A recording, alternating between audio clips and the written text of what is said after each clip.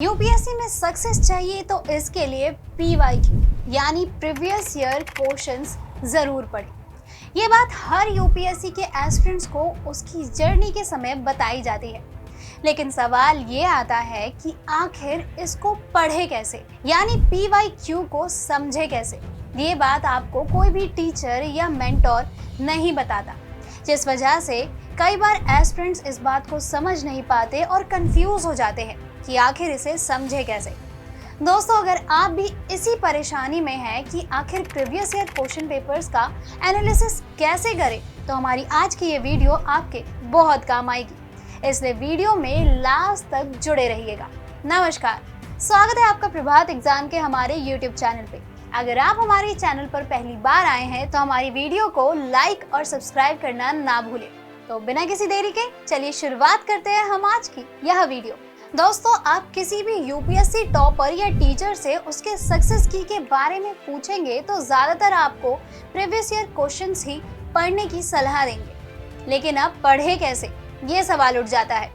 तो इसके लिए आप हमारे बताए गए कुछ टिप्स को फॉलो कर सकते हैं, जिसमें नंबर 1 पर है कीवर्ड्स को समझें। जब आप किसी भी साल का प्रीवियस ईयर क्वेश्चन पेपर को लेकर बैठे तो उसको 4 से 5 साल पुराने क्वेश्चन पेपर से कंपेयर करें।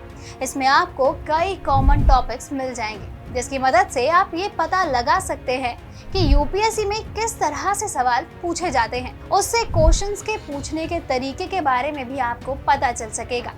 इस तरह से आप पीवाईक्यू पेपर का एनालिसिस अच्छे से देखेंगे तो आपको ऐसे कई कॉमन टॉपिक्स मिल जाएंगे। नंबर 2 पर है कीवर्ड्स रिलेटेड टॉपिक पढ़ें।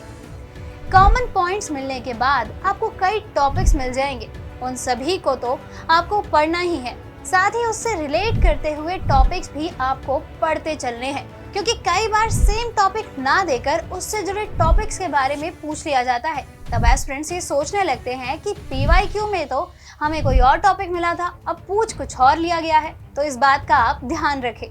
तीसरा टिप है क्वेश्चंस को ट्विस्ट करना सीखें। आपको ऐसे बहुत से क्वेश्चन मिल जाएंगे जिसमें क्वेश्चंस को ट्विस्ट कर दिया गया है और तब उसे पूछा गया है। यानी मान लीजिए कोई सवाल साल 2005 का है जिसमें टॉपिक को डायरेक्ट पूछ लिया गया है, वहीं साल 2010 में उसी सेम टॉपिक को थोड़ा सा ट्विस्ट करके अलग तरीके से पूछा गया है। ऐसे क्वेश्चंस के लिए आपको हमेशा ही रेडी रहना है। जो टॉपिक आपने पीवाईक्यू से निकाले हैं उससे जुड़े हर तरह के पॉइंट्स को पढ़ें और समझने की कोशिश करें, जिससे अगर आपके सामने उस टॉपिक से जुड़ा कोई भी सवाल आए तो आप उसका आंसर आसानी से दे सकें। टिप नंबर 4 है ऑप्शंस में भी होते हैं हिंट्स। अब क्वेश्चंस तो हमने देख लिए, लेकिन उसके दिए गए ऑप्शंस को एस्पिरेंट्स इग्नोर कर देते हैं, जो कि उनकी गलती होती है। क्वेश्चंस के साथ साथ आपको उससे जुड़े ऑप्शंस को भी देखना और समझना चाहिए, क्योंकि यूपीएससी कब कहां से किस तरह का सवाल पूछ ले इसका अंदाजा कोई नहीं लगा सकता। कई क्वेश्चंस आपको ऐसे भी मिल जाएंगे जिसमें एक साल में क्वेश्चंस और ऑप्शंस दिए गए हैं, वहीं दूसरे साल में ऑप्शन को ही क्वेश्चन बना दिया गया है, जो एक एस्पिरेंट्स को कंफ्यूज करने के लिए काफी होता है।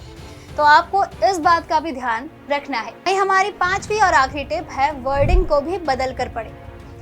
आपको पीवाईक्यू पढ़ते समय कई ऐसे टॉपिक्स मिल जाएंगे जिसमें क्वेश्चन सेम होंगे, लेकिन शब्दों को यानी उनकी वर्डिंग्स को बदल दिया जाएगा।